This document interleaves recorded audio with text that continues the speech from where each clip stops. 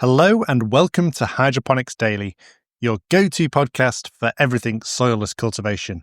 I'm your host, Dr. Russell Sharp, and today we're diving into a critical yet often overlooked topic. And I often say that, but this is definitely true for today's episode. It's definitely often overlooked and ignored, I would say, and it's dechlorination.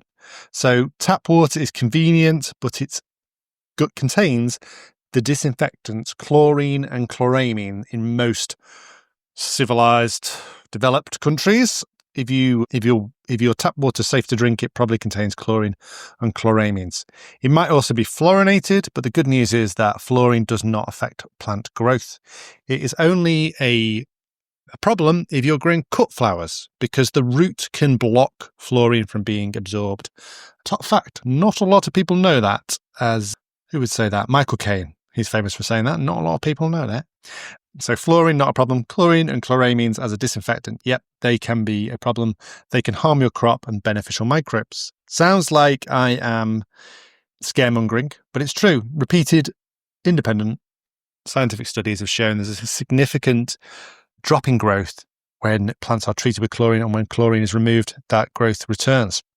So we'll explore different removal methods, their pros and cons, timing, global chlorine levels, and whether rainwater makes sense for your system and whether gassing off makes it off. So chlorines versus chloramines. Free chlorine is added by utilities, often and tends to dissipate quickly once it's out of the tap, typically within 12 to 24 hours, and that can be accelerated by aerating. So a lot of people put water into their tanks and then aerate it with an air stone, and then they say it's chlorine free.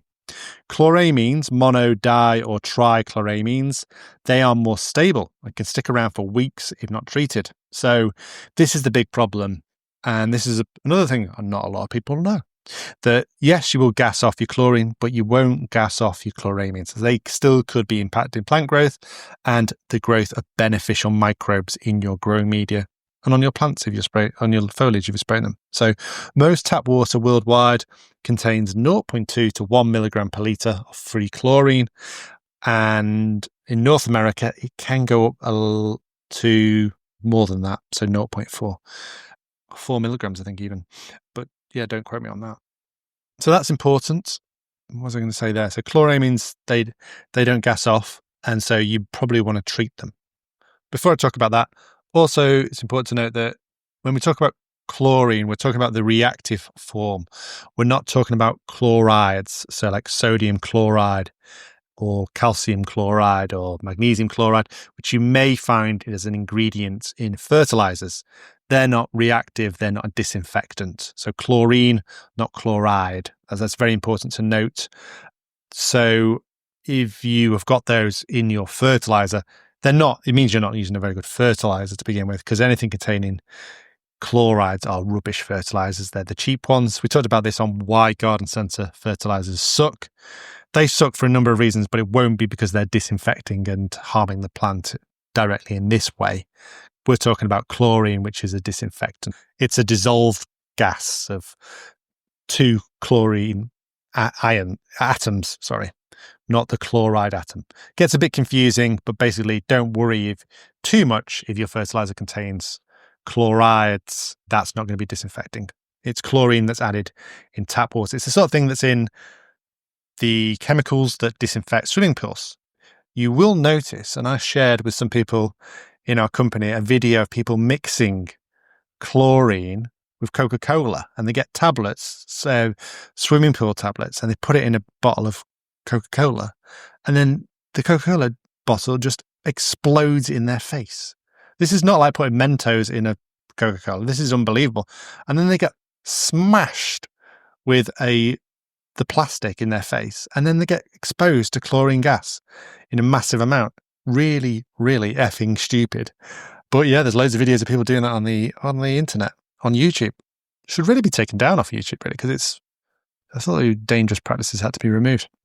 So chlorine and chloramines, if you don't remove them, they will damage your plant roots, causing browning and reduced uptake of other nutrients. They'll kill the beneficial microbes. in your substrate, if you're using a living soil, or even if you're just using beneficial microbes, if you're using a mycorrhiza, lots of mycorrhiza will be harmed by chlorine, and also the beneficial microbes are often associated with these. Very rarely now you'll buy a mycorrhiza in a grow shop and it won't contain beneficial bacteria as well. Things like Bacillus subtilis, a trichoderma, a beneficial free-living fungus, they'll all be harmed. Then chlorines can also degrade enzyme activity in the root system and the microbial communities. So if they don't kill them, they can upset the balance and the growth. So even in low levels, you'll find this. So what can you do? You can use natural gassing off. It's free. No chemicals are needed, but it is time consuming. So you have to leave your tank water for 24 hours before using it. And also it's ineffective against chloramines. And that's the reason we don't recommend it. There are a number of compounds out there that use ascorbic acid or vitamin C. That neutralizes chlorine instantly and also chloramines effectively. So that's great. Pros, it's safe. It neutralizes it fast. Cons are that it needs correct dosing. It adds acidity to the system. And also, these have got a shorter shelf life.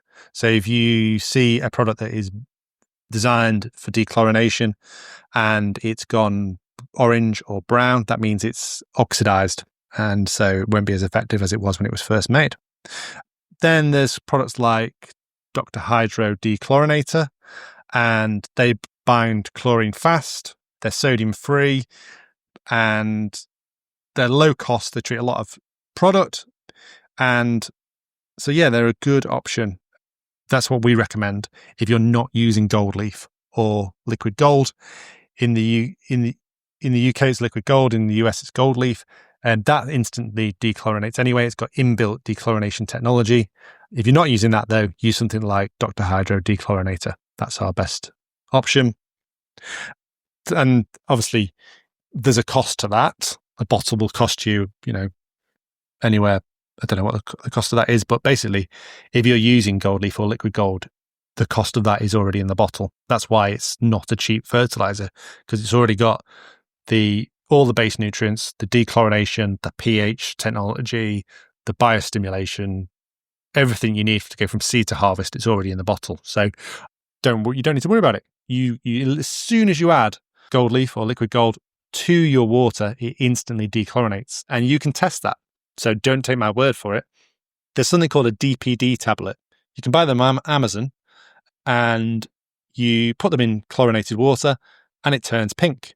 And then, if you add a dechlorination agent or you add gold leaf or liquid gold in the UK, it will instantly go from pink to yellow or clear. And that shows you that it's been all the chlorine and chloramines have been deactivated. So that's a great way of testing it.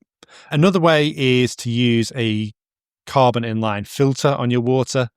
That's effective against chlorine and chloramines. The carbon will react with them. It's hassle-free once installed. The disadvantage is that it needs to be changed regularly. There's an upfront cost, and they are part of a reverse osmosis system. So one of the filters on an RO system will be a carbon filter normally, and obviously there's a significant cost for that. So it depends on how much water you're going to be using and whether you can automate that and install it easily. And they need a power supply as well. So that's an extra plug you need in your grow room if you're going to use one of them. So we talked about chlorine takes 12 to 24 hours. Chlorine, you need to leave your water for weeks for that to naturally dissipate and deactivate. So that's really not an option. Gassing off is really not an option if you want to fully get rid of chlorines and chloramines, and especially in North America where your water levels can be very high, and especially when the weather is hot. So at the moment, it's above 30 in the UK, and the water companies will be adding more of these chemicals just because the worst case scenario is they get bacteria and people start to get ill, or even worse, die because of bacterial contamination. So they don't care about your plants. They care about keeping everyone alive. They don't want to undead anyone. And so undead or unalive anyone.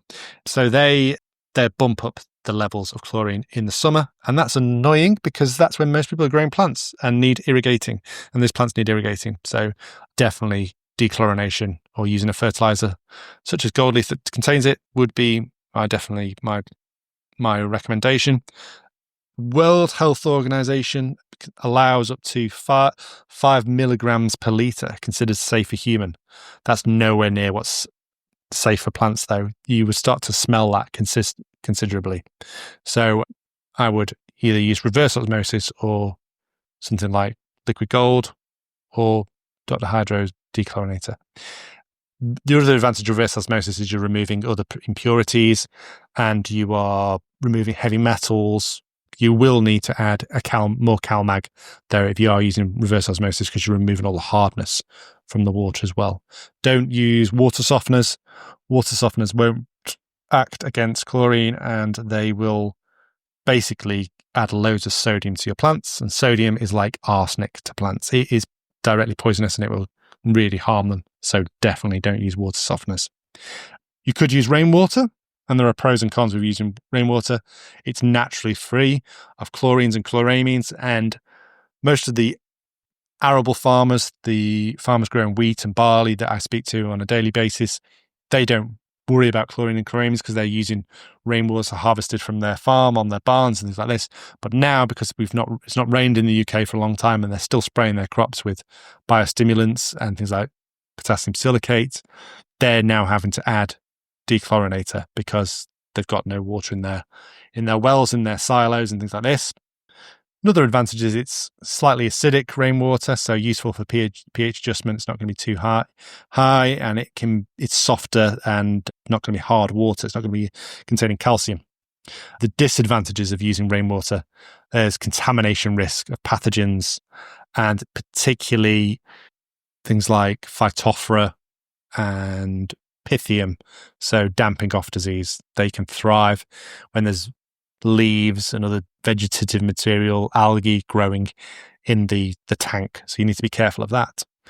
There could be heavy metals coming off galvanized roofs, things like zinc.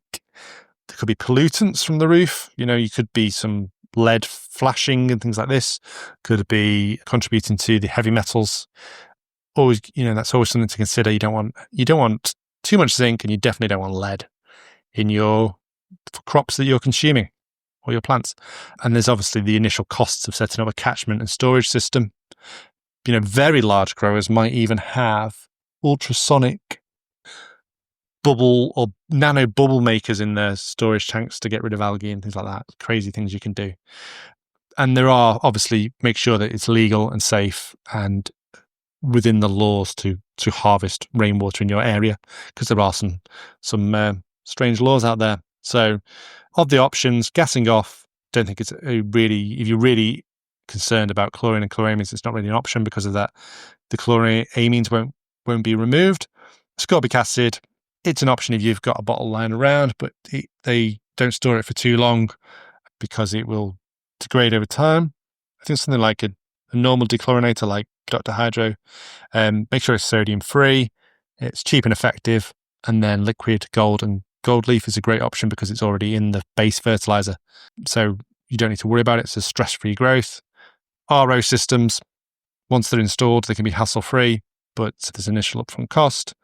And rainwater, chlorine-free, but just make sure you're not getting contaminants of all moldy things and mosquito larvae and other sorts of larvae and leaves, algae, and then things that Pythium and Phytophthora can grow on. So they're my options.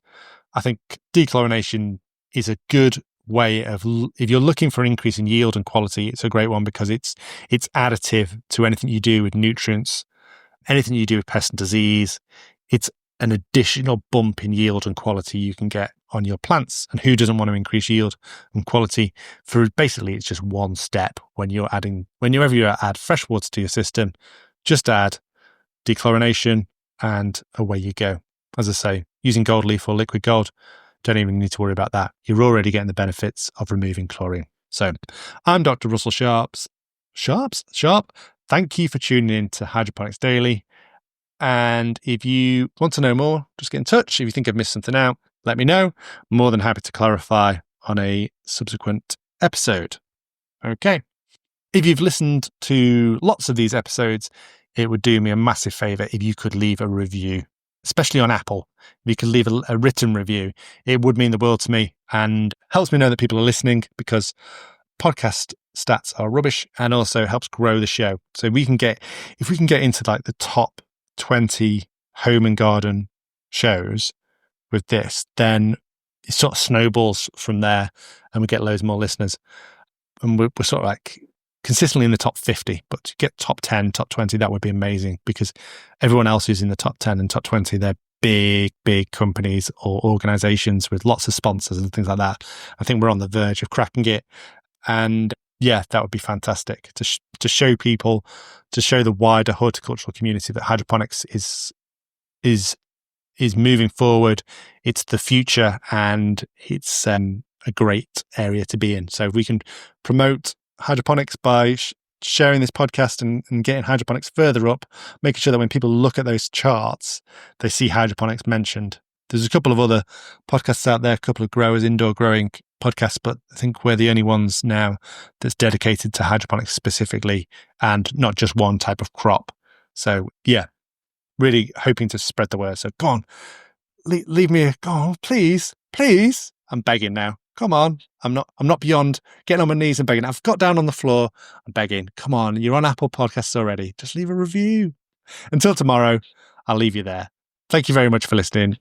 I promise I won't do this at the end of every episode. Goodbye.